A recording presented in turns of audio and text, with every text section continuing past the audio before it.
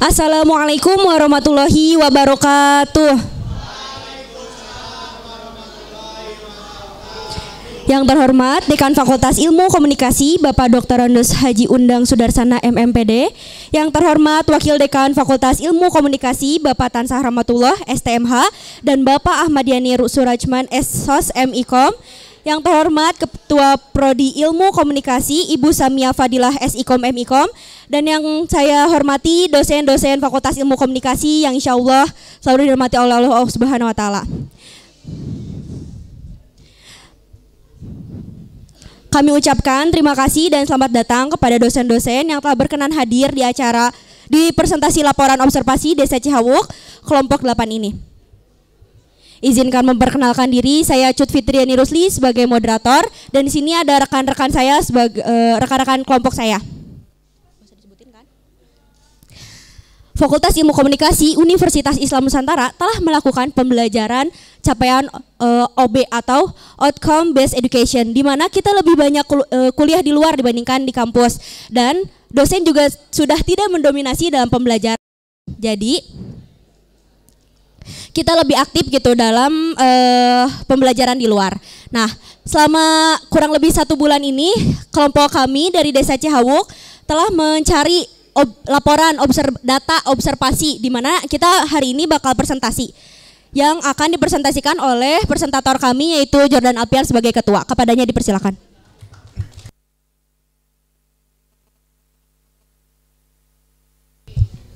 Terima kasih kepada moderator. Assalamualaikum warahmatullahi wabarakatuh. Di sini saya perwakilan dari kelompok 8 Desa Cihawuk akan memaparkan terkait hasil dari observasi kita selama 3 hari di Desa Cihawuk. Mungkin mengenai Desa Cihawuk ada beberapa potensi yang ada di Desa Cihawuk khususnya dalam ranah pariwisata. Yang pertama itu ada Curug Panganten. Nah, Curug Panganten ini merupakan wisata alam yang ada di Desa Cihawuk yang secara wacana Curug Panganten ini sudah masuk ke dalam pengelolaan oleh pemerintahan desa di sana, tetapi memang ada hambatan, salah satunya yaitu COVID-19, sehingga pengelolaan untuk Curug Panganten ini hanya berjalan sampai pembangunan jalan itu pun masih setengahnya saja. Kemudian di Curug Panganten ini memang secara wacana itu ada suatu permasalahan yaitu dalam anggaran, tetapi pihak Desa Cihawuk khususnya sudah melakukan wacana dengan cara berkolaborasi dengan salah satu perusahaan swasta, Star Energy, yang ada di Kabupaten Garut. Jadi si perusahaan ini siap menggelontorkan dana ketika memang wacana ataupun konsep dari pembangunan objek wisata Curug Panganten ini dinilai relevan, sehingga karena beberapa kawasan di Curug Panganten ini terbilang masih perkebunan. Nah, kemudian beberapa kawasan di Curug Panganten ini milik Perhutani ataupun BKSDA, sehingga ada beberapa persyaratan ketika memang Curug Panganten ingin didirikan suatu objek wisata. Salah satunya itu penghijauan ataupun penanaman pohon. Jadi tempat wilayah di Curug Panganten itu harus ada sterilisasi dari perkebunan. Begitu. Nah, yang kedua ini ada Gua Ciwarayan. Gua Ciwarayan ini bertepat di Dusun Ciakar. Nah, Gua Ciwarayan ini merupakan suatu gua peninggalan Jepang yang ada tiga gua. Salah satunya itu gua bekas penyimpanan senjata. Yang kedua itu tempat pengamatan musuh. Dan mungkin ada 3 lagi gua, tetapi memang secara kasat mata itu guanya tertutup oleh tekstur tanah di sana.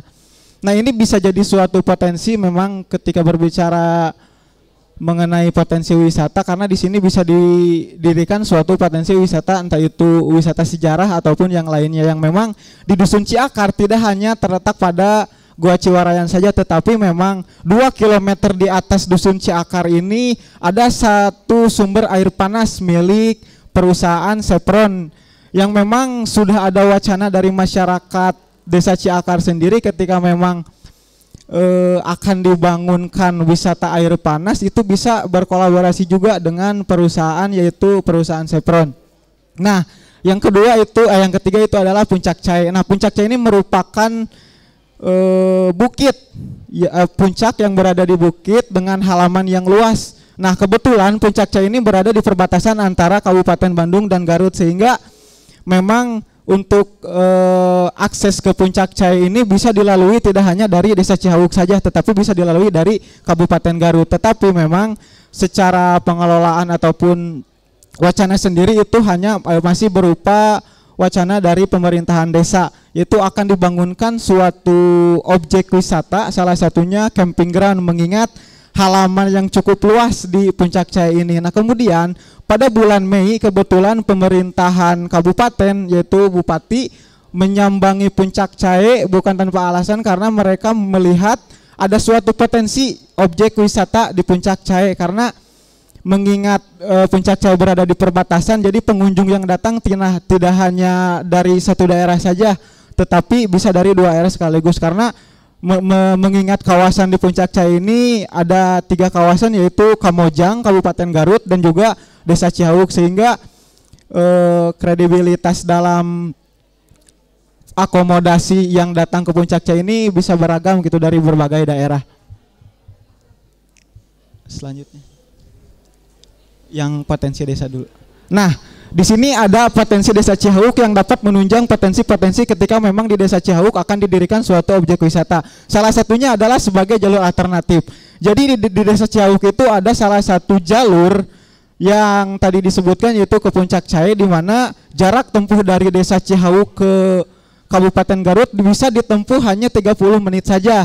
Tetapi ada beberapa permasalahan mengenai jalur alternatif ini. Di permasalahannya Kang Ijul, salah satu permasalahannya adalah akses jalan dan medan.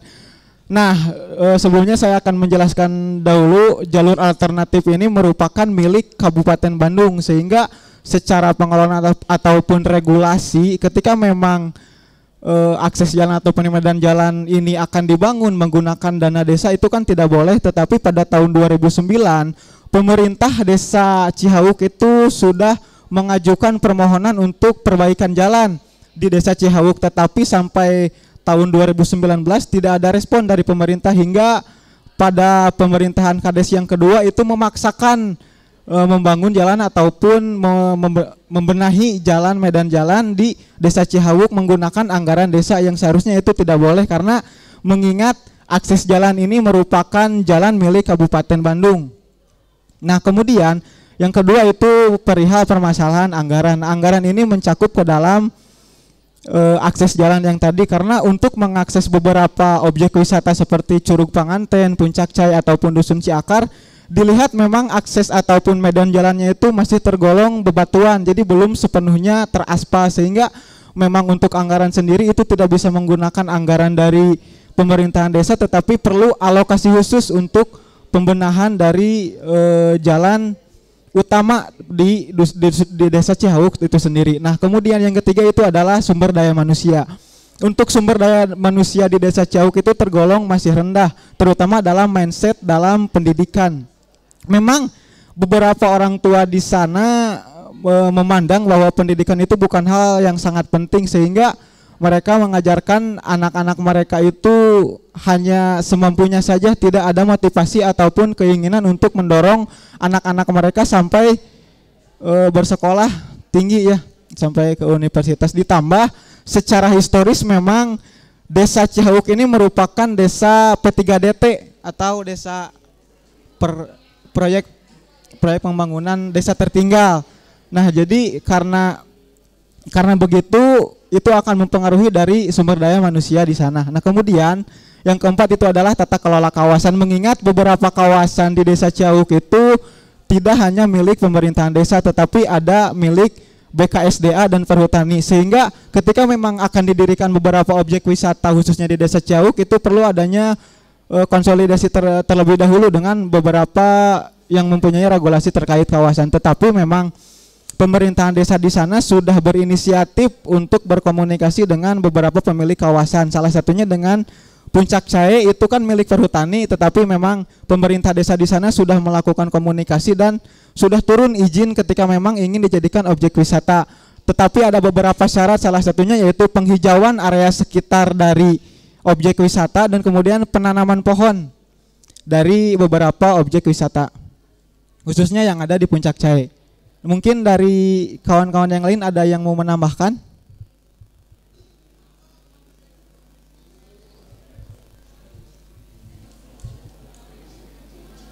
Oke. Slide selanjutnya di sini ada beberapa lampiran gambar. Nah, itu yang pertama adalah Curug Panganten, yang memang Curug Panganten ini secara akses jalan belum sepenuhnya sampai ke curug tersebut, tetapi masih setengah jalan karena terhambat oleh COVID-19. Kemudian memang beberapa kawasan di lingkungan Curug Panganten ini masih perkebunan, sehingga memang ketika ingin dijadikan objek wisata itu harus dilakukan penghijauan. Nah, memang untuk Curug Panganten ini sudah dilakukan sampai ke rencana tindak lanjut pengelolaan oleh pemerintah desa di sana. Nah, nantinya mungkin pemerintah desa di sana akan berkolaborasi dengan salah satu perusahaan swasta yang di bawah naungan BUMN untuk membangun objek wisata Curug Panganten khususnya. Tetapi memang itu perlu konsep ataupun wacana yang sangat matang, sehingga memang perusahaan SE ini bisa menggelontorkan dana untuk membangun objek wisata khususnya Curug Panganten. Kemudian di gambar yang kedua itu adalah ada Goa Ciwarayan. Goa Ciwarayan ini terletak di Dusun Ciakar. Nah, beberapa goa di sini memang sudah tertutupi oleh tanah karena mengingat umur dari goa tersebut sudah begitu lama daripada zaman kolonial Belanda. Nah, yang ketiga itu adalah foto Puncak Cai. Nah, di Puncak Cai itu ada satu-satunya warung yang ada di Puncak Cai. Nah, warung ini sudah berdiri pada tahun 930-an ya.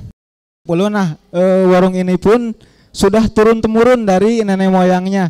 Nah, kemudian bisa dilihat ini ada medan jalan menuju Puncak Cai memang belum sepenuhnya diaspal. Jadi hanya bebatuan saja. Nah, maka dari itu memang secara akses untuk menuju Puncak Cai itu tidak semua kendaraan bisa melewatinya, tetapi menurut pemilik warung tersebut, meskipun medan jalan masih seperti ini saja, terhitung per hari itu ada 50 kendaraan yang melewati jalur Cihawuk, entah itu dari Cihawuk ke Kabupaten Garut ataupun sebaliknya. Nah, mungkin itu saja mengenai potensi ataupun data permasalahan yang kami dapatkan di Desa Cihawuk. Saya kembalikan kepada moderator. Cek. Terima kasih kepada presentator Jordan yang telah menyampaikan laporan observasinya. Selanjutnya penayangan video. Gak ada kabelnya.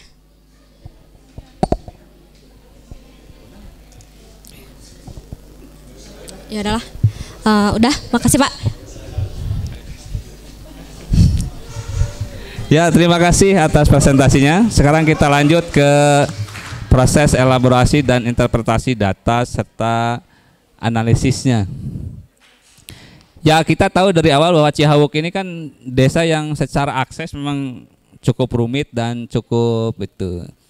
Tapi kan tadi dari awal kita sudah menyampaikan bahwa ini juga menjadi potensi bagi siapa? Sudah jelas kan? Bagi siapanya? Bagi mereka yang mencintai jalur ekstrim. Makanya belum tentu akses jalan yang rusak, tidak bagus itu adalah masalah, belum tentu. Karena tadi Pak Wesa menyampaikan bisa jadi jalan rusak itu menjadi destinasi wisata. Sudah terbayangkan kira-kira programnya akan seperti apa? Kepada siapa akan diberikan, dipromosikan? Sudah jelas? Ya, memang tadi ada, kalau kita lihat beberapa laporan itu kayak Cihawuk itu kan ada berkaitan dengan Cikembang juga.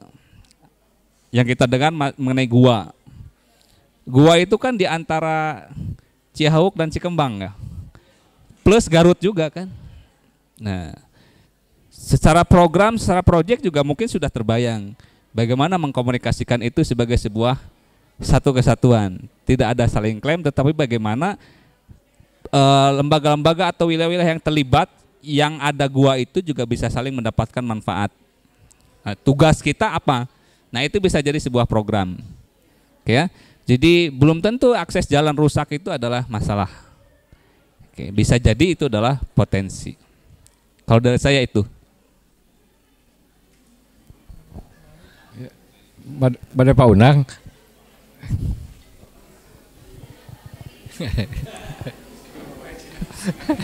Bapak malah. Cihawuk tadi yang salah satu saya anggap bener lah masalahnya tata kelola. Saya anggap bener itu hasil identifikasinya. Tata kelolanya adalah tumpahan tindih BKSDA, Perhutani, dan pemerintah desa. Yang menjembatani ketiga itu ada nggak kira-kira? Kalau bikin program bisa didukung oleh tiga-tiganya, mungkin nggak?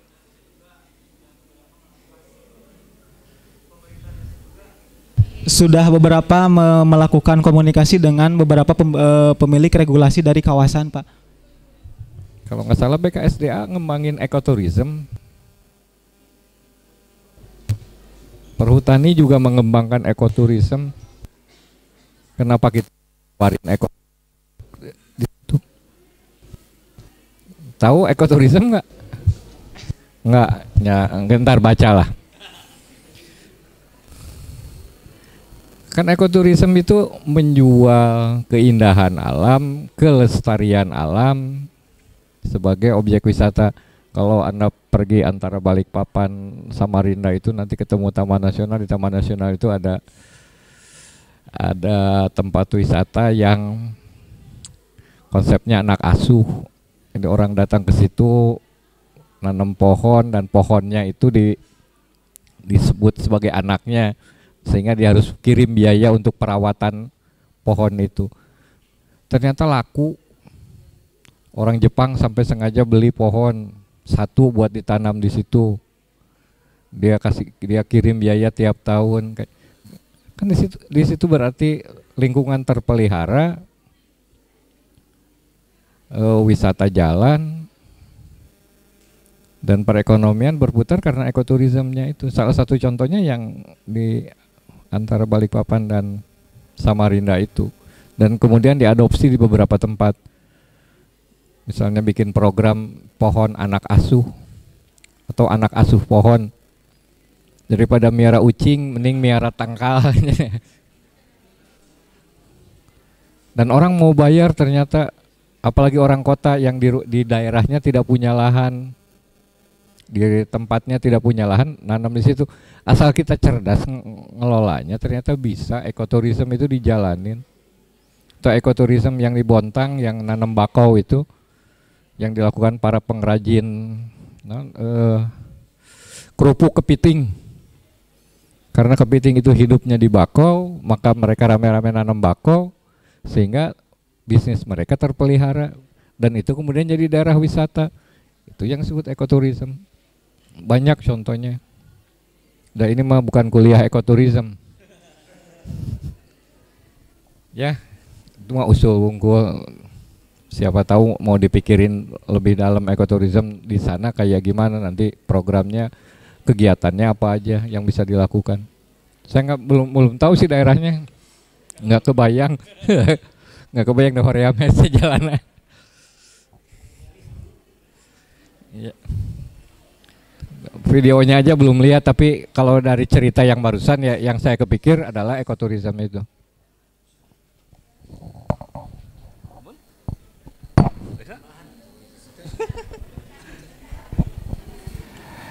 Baik, kelompok dari desa Cihauk. Oke, terima kasih Cihauk.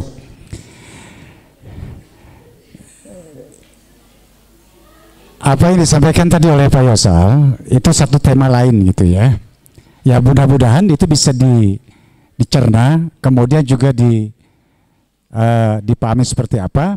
Nanti yang disebut dengan tourism itu seperti apa. Ini sangat terkait dengan objek yang ada di sana, potensinya. Kalau gua nampaknya juga orang susah masuk ya, kelihatannya ya.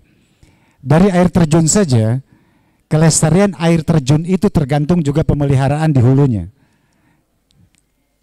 Maksudnya ada nggak gerakan ke sana terkait dengan ekoturism tadi, bahwa apa sih secara spesifik gitu ya, air terjun itu kan banyak di berbagai tempat.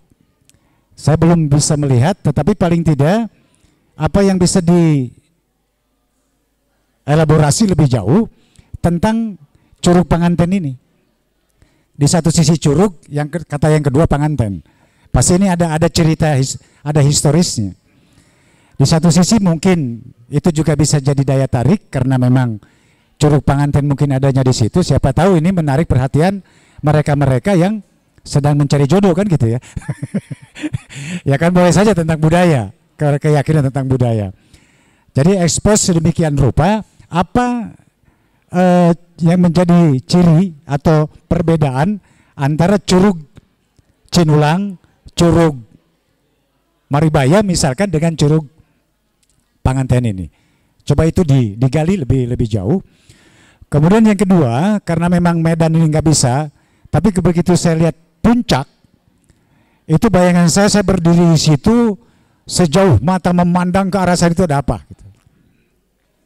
Ya, jadi yang namanya puncak itu kan pengennya kita diam di situ sambil ngopi, ya kan sambil apa? Tetapi begitu saya memandang sejauh mata memandang itu ada apa yang bisa kita lihat? Memungkinkan nggak bahwa itu bisa dijadikan semacam ya untuk dikembangkan menjadi sebuah objek wisata yang menarik perhatian orang?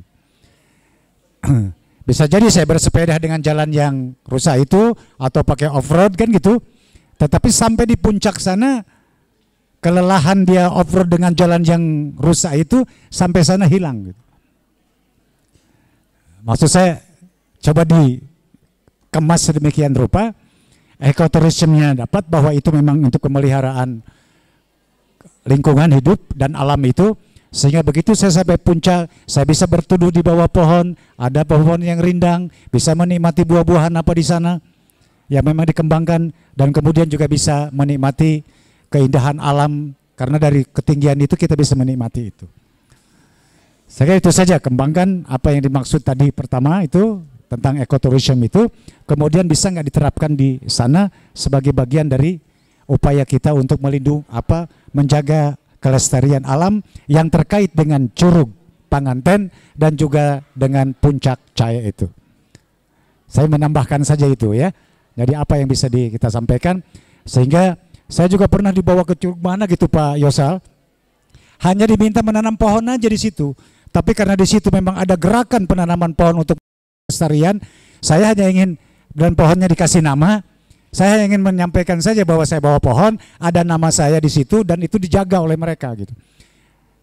Dan 5 tahun kemudian kita rindu dengan pohon itu, tumbuh enggak gitu di sana. Jadi kayak menancapkan nama kita sekaligus, dan mudah-mudahan kalau itu bisa dilakukan oleh mahasiswa dengan sekian belas ini, kalau ada yang perlu ditanam di sana, tanam di sana sebagai bagian dari kepedulian kita, dan itu bisa diikuti oleh berkomunikasi dengan praktek langsung. Mereka pun mau melakukan itu untuk menjaga kelestarian alam. Itu saja saya kira untuk menambah materi yang bisa kalian sebagai proyek kalian. Itu saja, terima kasih. Mangga Pak Tansa. Oke ya, jadi cukup atau pemutaran video? Oh ya, silakan.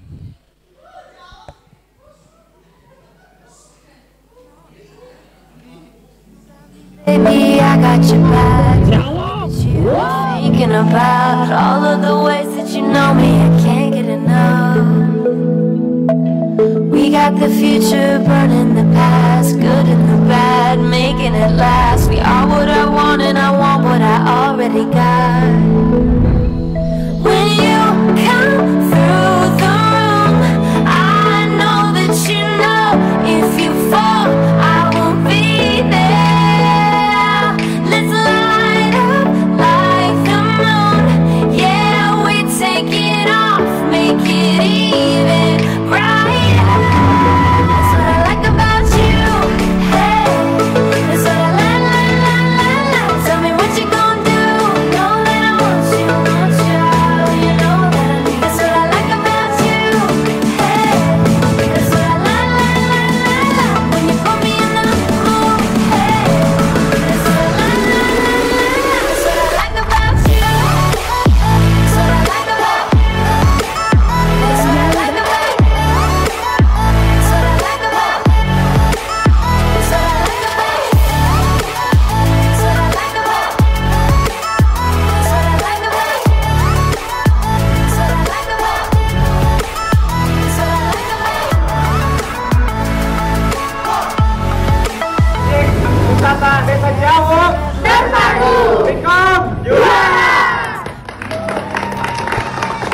Baik, terima kasih. Dicukupkan sekian presentasi dari kelompok 8 Desa Cihawuk. Mohon maaf bila ada kesalahan. Wallahul muwaffiq ila aqwamit thoriq. Wassalamualaikum warahmatullahi wabarakatuh.